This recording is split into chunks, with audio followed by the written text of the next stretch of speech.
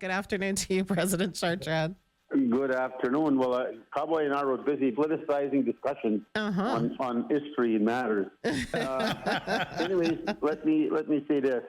Say hi to Jennifer Cole, and I'm quite interested. I'm have to definitely go buy some candles from her for Christmas. Definitely. Giveaways. I'll make sure of that, and I'm sure my office is listening. I'll make sure I get some candles personally, and then also MMF. I'm sure would buy some candles. Mm-hmm. But actually, you're absolutely right. I was listening to you. It's a good giveaway at Christmas, and a lot of people truly appreciate that. You know, I got a couple candles I bought from the store out in Powerview, and here in when I'm out here, and they smell beautiful. They really put an aroma throughout the house, and you know, it gives it. And now they make such fancy ones. You know, like all kind of.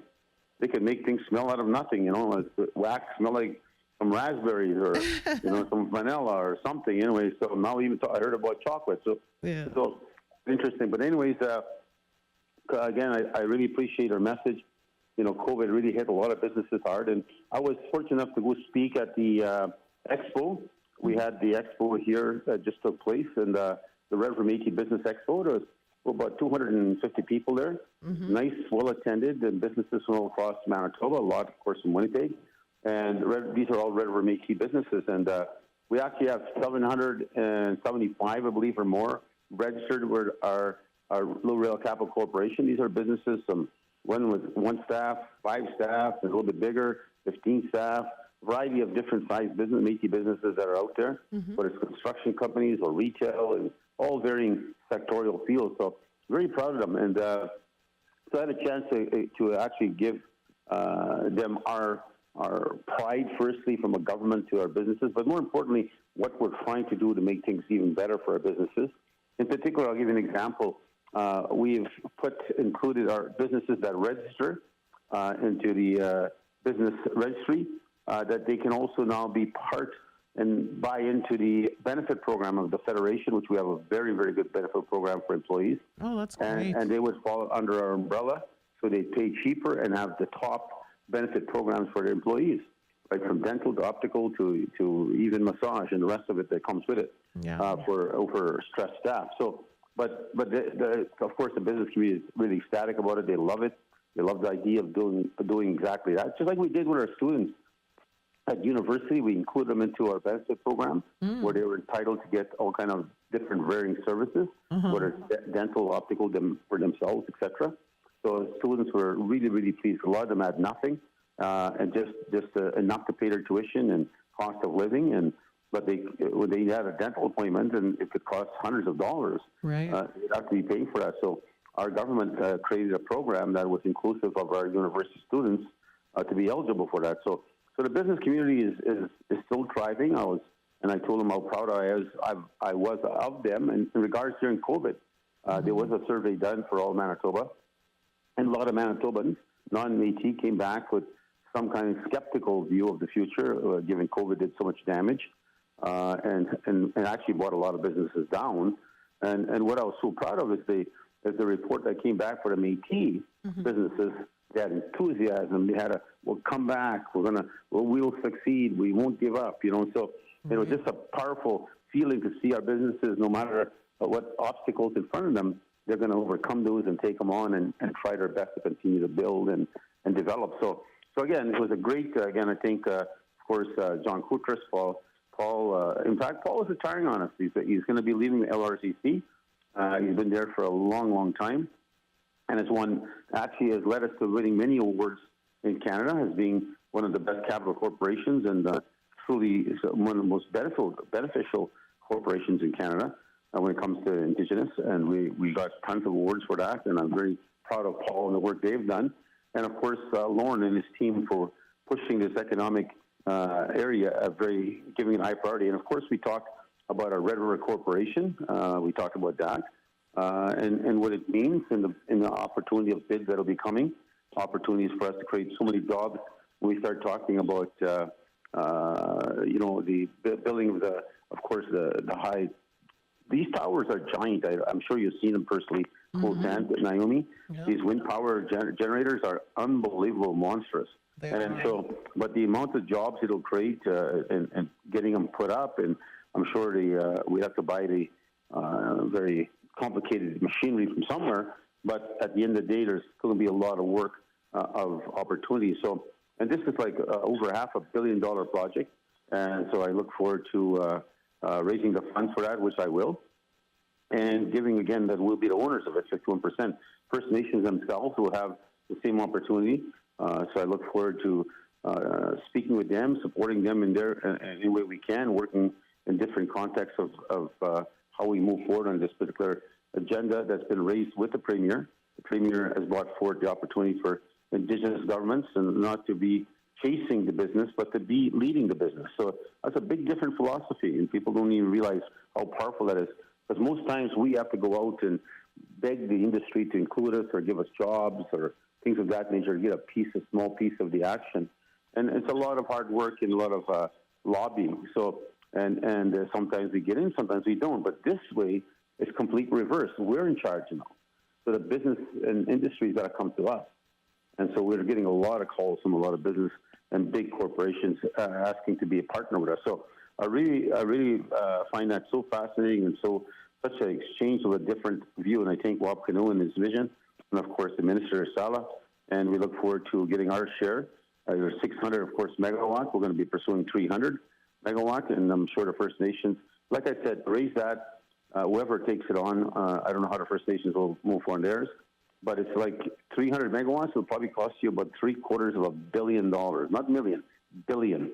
So it's a big initiative and a big responsibility and a big challenge. So I look forward to doing our part, and we're ahead of the game already. We're ongoing steady. The corporation is moving steadily and already lined up the next steps towards getting ourselves to get our share of what that look like at the end. I'll share that with the rest of our listeners. And then, of course, Tuesday night was lighting up the heart of the homeland, Christmas cheerboard donation also. So, you know, that's such a powerful message when we have downtown. You look at 200 Main, that's owned by the Métis people, the Métis government, and then we light up, of course, the buffalo running full speed ahead with pulling a red cart full of presents and Christmas trees and just beautiful, beautiful light show. And I can't tell you how proud I am when we get calls at the Federation from people saying, you know, like, wow, my kid was just so enthusiastic about seeing that. I had to turn it on, I had to drive again over and back and forth, and they wouldn't want to go home, and they cry, they get mad. So they wanted to see this whole premise of seeing the light show again at 200 Main. And then seeing the MMF big bolded lights 24 feet up, 24 floors up, and the other building, of course, we own at 333 now. Yep. Main Street is a powerful message. And again, I want to thank all the people who are there. Elder Linda St. Cyr opened up, of course, and Billy Cross was there representing WAB. Wayne Wasco was there. Mayor Scott Gillingham, Chair Board Executive Director Shana Bell, Acting Chief of Police Hart Standard, and then, of course, Anita was there, Bucky, Andrew, and some of my cabinet members. And they were very, of course, Chair Board. I think, and I challenge all those out there, we need to continue to put more of our resources we can.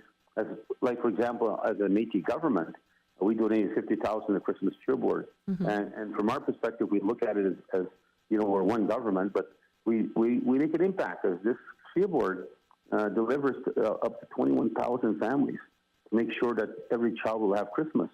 So that means a lot, and that's part of who we are. And in my view, as Métis growing up, even though we were poor, we always had a way of making sure that my mom would find ways to get us one little plastic gun, but we'd always have that bag of candies, you know, a couple of oranges there.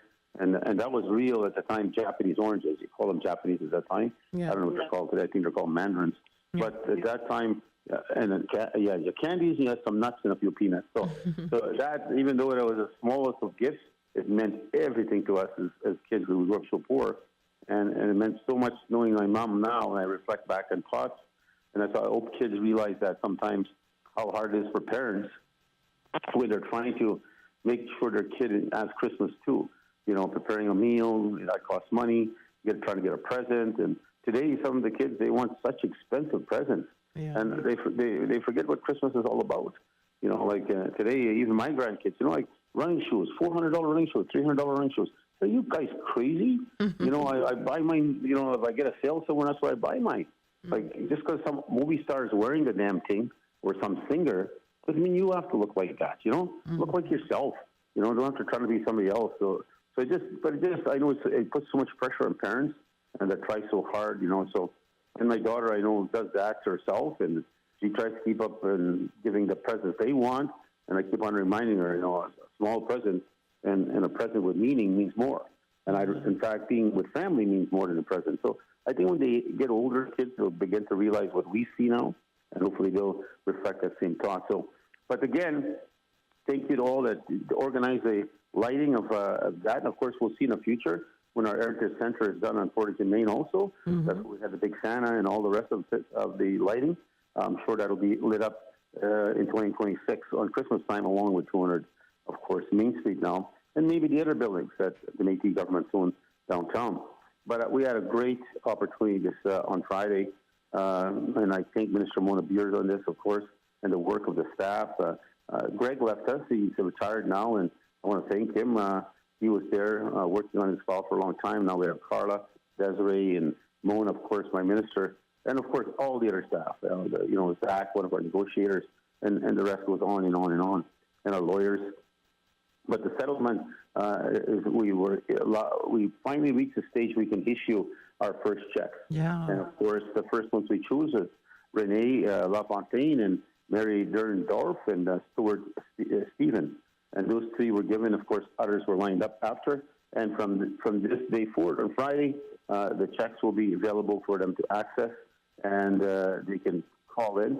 There's 4,000, I think, 572 checks of kids that we have to give out.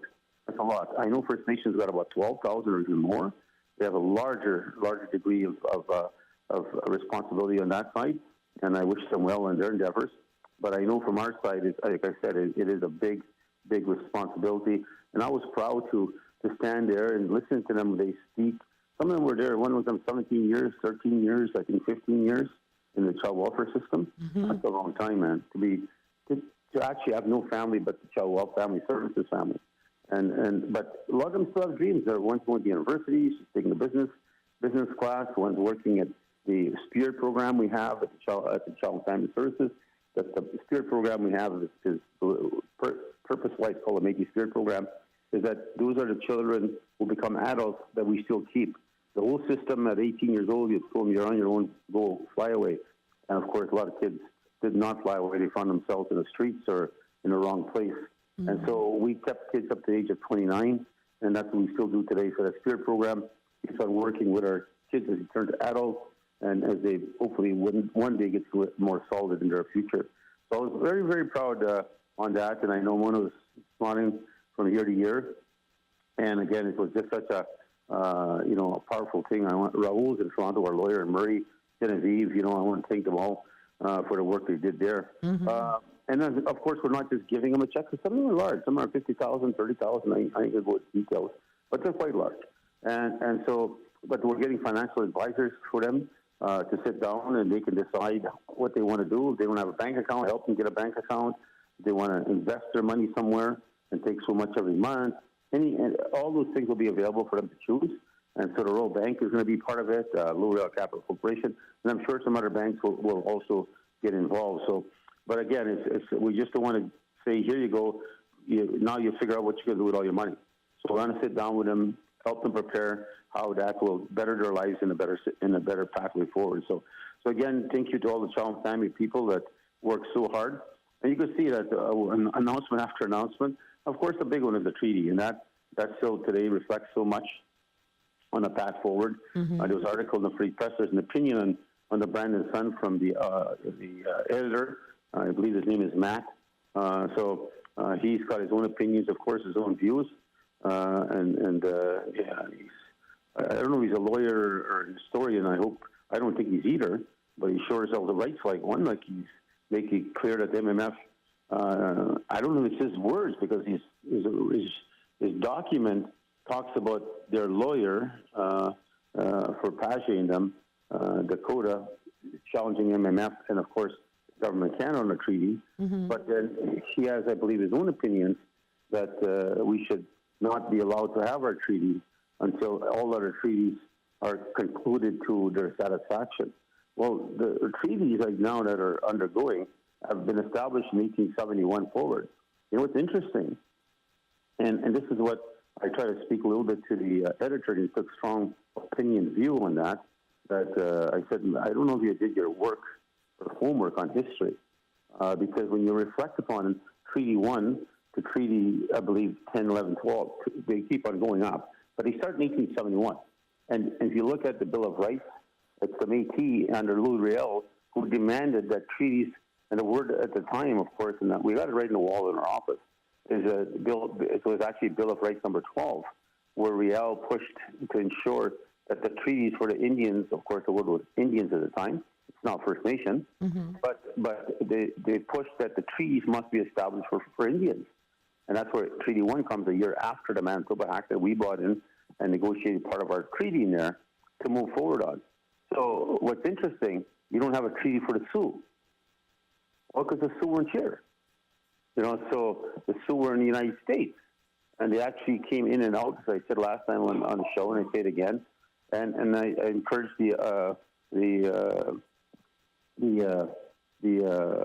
editor to maybe do some historical homework and figure out how, before you write about opinions, look at them.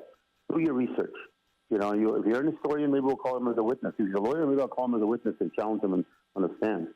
Because from my perspective, you know, if they want to go to court, I made it very clear, I'll use every ounce of my power and sports resources to defend my people. And he calls it rhetoric. He calls me, I'm doing rhetoric, you know, not a time for rhetoric. It's a time for the MMF and the Métis to set aside their treaty and wait another 150 years, basically. So, you know, this is the type of people that go out there, say things, and I'm sorry to say, probably don't have a clue what the hell they're talking about. But anyways, enough of him. He can have his opinions. He's not the government. He's not. I don't think he's a lawyer and historian. But if he is, then we'll have our historian challenge him. But again, unfortunately, that's not the only case the Dakota filed. The Sioux filed also against us on the rights to the lands of the Forks and surrounding area, of course, of Winnipeg. But that's not only against us. They say, and that's what people better understand when you look at the case. The case, they say, the Sioux say we have exclusive rights to the Forks and all of the lands here. Now, when somebody stop and think about this, exclusive, and the word exclusive means guaranteed us only. We have the exclusive rights. So that means that the Plains Cree, the Anishinaabe, all of them that at Treaty 1 moving forward and have negotiated major developments in Winnipeg and around here are faulty too, because they are not exclusive to this. It's the Sioux who have their rights, and the First Nations of treaties, one and all, Sioux Fort, all those bands need to get approval from Dakota. So, and that's guaranteed not the position, I assure you, of some of my friends, some of the chiefs I've spoken to. So they're going to protect their definition that they were here. And I have no doubt the Plains Creek can prove they were here for hundreds and hundreds of years. And also the same thing, the Ojibwe comes from Ontario, which is, of course, spoken today in Soda, which I speak fluently. But when you look at it, those First Nations who can prove themselves going back hundreds and hundreds and hundreds of years. And that's why you have Treaty 1 with them, and Treaty 2, and Treaty 3, and 4, 5, 6, 7. So when you start looking at it, they're saying, well, you never signed a treaty with us. The Dakota, Dennis Pashley saying, well, you had to be here maybe and live here permanently and show your claim to the land, not float back and forth. The majority of all Sioux were the United States. So again, it's unfortunate that's their position, and they filed 4 cases now. This is not the first case they filed. The treaty is the 4th one. They've got 4 other cases going against us and others. So as I said, we'll look forward to them in court. That's not rhetoric. That's the truth. Everybody who knows me, I will work definitely with everything I got to defend my people and defend what we have. And we waited 154 years, and I will work with the other First Nations that want to work with me, work with my people, support each other, help each other. But if those that want to attack us and say we have lesser rights or we're lesser people, we don't have the same rights, and then I think they should definitely take care of understanding the Métis are going to come and defend themselves vigorously. And we've done that, We've also did that during our wars and with Canada. And people might forget, but let me remind everybody, in 1870, there was 12,000 people that lived here. And out of the 12,000 people, 10,000 were Métis. Well, guess who's the power force? The Métis were. So that's why the Métis were able to negotiate and push that the Treaty 1 and so forth had to be established in the prairies, and it had to be done and as quickly as possible to ensure peace and to ensure the rights of First Nations were protected, because that's our family. Well, we're all interrelated. I don't know we're related to the Sioux, but I sure as hell know we're related to the Cree and the Ojibwe. Mm-hmm. So from that perspective, I just say out loud, it's just clear, the approach they're taking to try to minimize us, make us look like we have no rights. They will find out very quickly from law and from the court, and the Supreme Court of Canada has made decisions on this issue already. We will take them on. And so, again, it's unfortunate it has to happen because the amount of support we got and from the chiefs that reached out to us and congratulated us, because then when I reach out to them and congratulate them when they succeed and advance on their issues. But again, I guess some people want to take a more, I would say, hardened approach where they want to demand that we are lesser people with lesser rights. And that's unfortunate, and we'll take anybody on that tries to fight us on that issue. Now, moving forward, I guess there's a gathering happening right now with Mona and the rest of the people out in the Assiniboine Downs. I want to congratulate them. It's a Christmas party for the children in care. So I think there's about 900 people there. There's a lot of people, apparently hundreds and hundreds of people there. So I want to congratulate Mona and the Child and Family Services for, it's a separate issue aside from the checks for the Child and Family Service, Child Special Allowance money, I'm sorry. Mm-hmm. This is a different funding, and it has nothing to do with funding purposely, actually more services. So they're having a big Christmas party as we speak right now. So again, it's thank you very much for always making sure the kids are our priority, and that our agencies work so hard to make sure that they're included and part of the family. And again, let's not forget, in our Child Family Service Agency, we have First Nation, we have Métis, and we have non-Indigenous under our care. So First Nation kids will also be getting the Child Special Allowance money during their time with us. Mm-hmm. And they also might even have some involved with the First Nations when they start issuing their checks. I'm not sure when that's going to happen. But I know that, as I said, ours starts now and will continue until we serve all 4,572 kids. So anyways, with that being said, I want to say a special hi again to Mona. Here it is. She said, we are also giving each child a stuffed animal when they leave, arts and crafts, face painting, boots, a photo booth, cotton candy, hot dogs, on and on and on. It's happening. Oh, wow. Across the province, 1,000 people are there. So wow. It is big. It is big. So we're missing out, Naomi. We could have been over there eating. Yeah. So I'm not there, so otherwise I would have been there personally, but I'm not there. But there's two birthdays here. I got to say happy birthday. It's going 21st birthday. They're going to Cole Nault, Rochelle and Bruce's son. Rochelle, of course, has been working in Federation for at least over 20 years. And so he's celebrating his birthday on December 9th. Happy 25th birthday is going out to Taylor Goodon. Minister Will Goodon's and Dr. Kelly Saunders' daughter was celebrating her birthday on Friday, December 13th. I think she's in university, I believe, in B.C., and that's where she goes to. She's looking at a special field, and so kudos to her. And I believe also it's Ivana's funeral today. I believe it's not in my report, but I had a chance to meet with the mother. So, of course, she worked for us, and the good Lord came along and decided to take her. She had cancer and took her 2 sons. She has a couple kids. But I was so proud that our Federation has a very good benefit program to ensure that the children will have something for their mom, from their mom. And so, again, I was very proud to say that to the parents directly. But it's good to know that there's so much love in the world, and they have accepted that God has made his decision, and they will work to make sure the kids are well protected, and that their daughter will be proud of how their children will be raised. So, with that being said, I'll say goodbye and talk to you again next Saturday.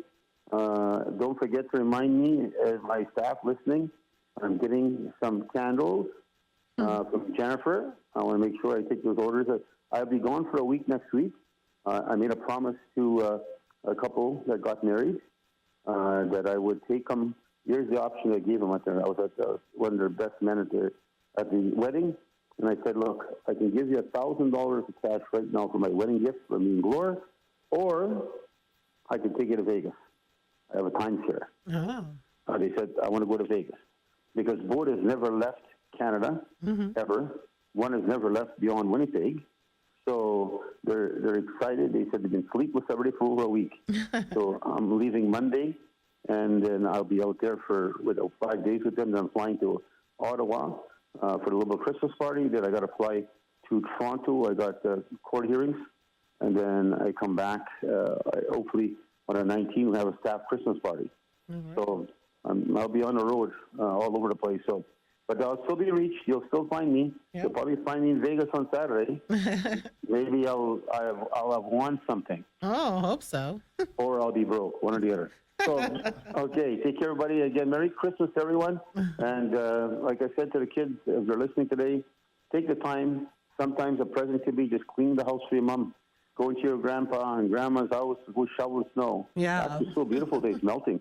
But just taking the time just to even visit, you know. And for the elders that are single, alone, whether male or female, maybe stop by and just drop off some baked goods or something, you know. Yeah. And that'll make them feel so special.